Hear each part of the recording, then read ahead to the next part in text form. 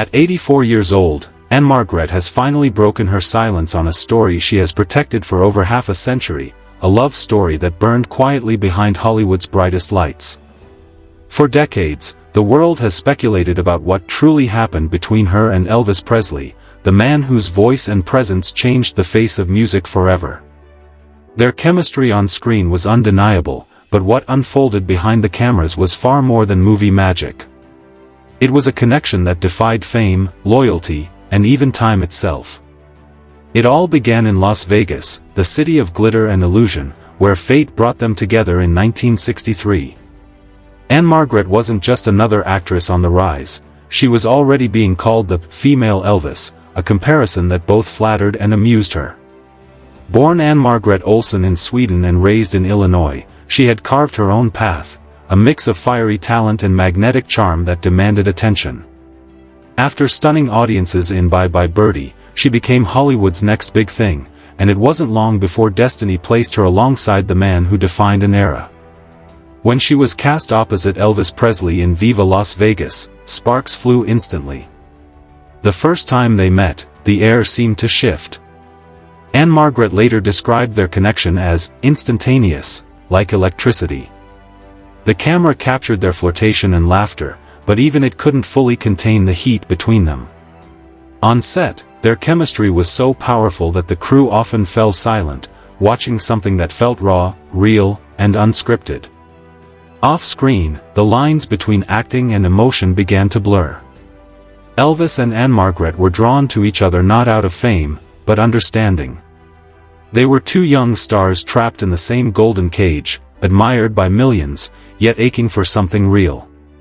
They spent long nights rehearsing songs, laughing over private jokes, and sneaking away from the set to share quiet dinners. To those who saw them together, it was obvious that theirs was not just an on-screen pairing, but a connection that ran deep. Elvis told friends that she made him feel alive again, free from the pressures of being the king. But as their love deepened, the reality around them grew complicated. Elvis was still involved with Priscilla Beaulieu, the young woman living at Graceland whom the world expected him to marry.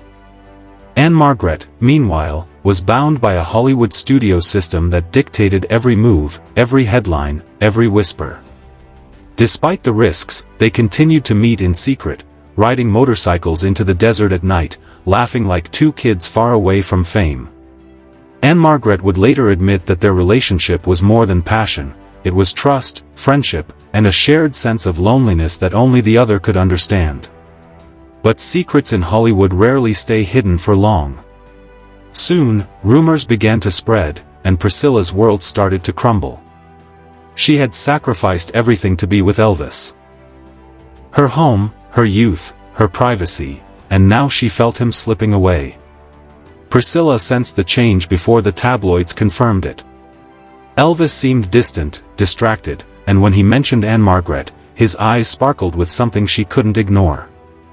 The media played up the rivalry, painting Ann-Margret as the glamorous temptress who had stolen the king's heart. Priscilla felt humiliated, especially as fans praised the chemistry in Viva Las Vegas that mirrored her deepest fears. Behind the scenes, Ann-Margret struggled too. She never wanted to hurt anyone, but she couldn't deny what she felt. Elvis confided in her about the pressures of fame, the loneliness of being idolized, and his fear of losing control. In her, he found peace. In him, she found understanding. Their love was real, but it was also doomed. Both knew the truth: Elvis could never openly betray Priscilla, and Ann-Margret's career would be ruined if the affair was exposed. So, they let go, not because they stopped loving each other, but because the world around them demanded it. Even after the romance ended, their connection never truly faded. They stayed in touch through letters and late-night calls, their words filled with warmth and respect.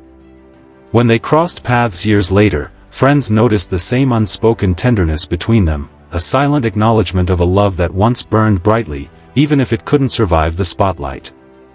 As the 1960s gave way to the 1970s, their lives took different paths. Ann-Margret became one of Hollywood's most versatile actresses, earning acclaim for roles in The Cincinnati Kid, Carnal Knowledge, and Tommy.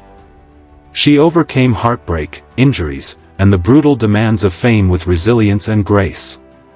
Elvis, on the other hand, was fighting a quieter, darker battle. His 1968 comeback reignited his career, but beneath the applause, he was struggling, trapped by expectations, exhausted by touring, and dependent on prescription drugs to keep going. Ann-Margret saw the change when they met again. His once sparkling eyes were tired, his laughter forced. The man who once raced through the desert with her was slowly disappearing behind the image of the king. She longed to help, but his world had closed in around him, managed, controlled, and suffocating. Still, she never stopped caring.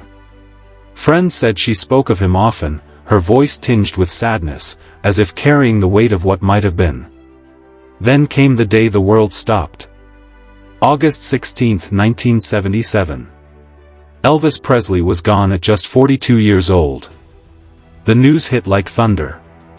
For millions, it was the death of an icon. For Ann-Margret, it was personal, the loss of a man she had loved in silence. When she heard the news, she broke down completely, overwhelmed by grief she could no longer hide. Unlike the crowds outside Graceland, she mourned quietly. No press statements, no public tears. She boarded a plane to Memphis, slipping into the funeral unnoticed. Her pain written across her face. Those who saw her there said her grief was unlike anyone else's. It wasn't the grief of a fan, it was the grief of a woman who had loved and lost something sacred. As she stood among family and friends, memories flooded back, the laughter, the music, the stolen moments in the Vegas night. She realized then that Elvis hadn't just shaped her career, he had shaped her heart. For years after his death, Ann-Margret kept her silence. She refused to sell her story, to cheapen something that had meant everything to her. In an industry where loyalty is rare, her silence spoke louder than any interview ever could. She protected his memory as fiercely as she once protected their love. But now, at 84, she has finally opened her heart, not to sensationalize, but to tell the truth. What she reveals is not scandal, but sincerity. She calls Elvis the great love of her life, not because it lasted forever, but because it changed her forever. She remembers his laughter, his kindness, his flaws, and his humanity.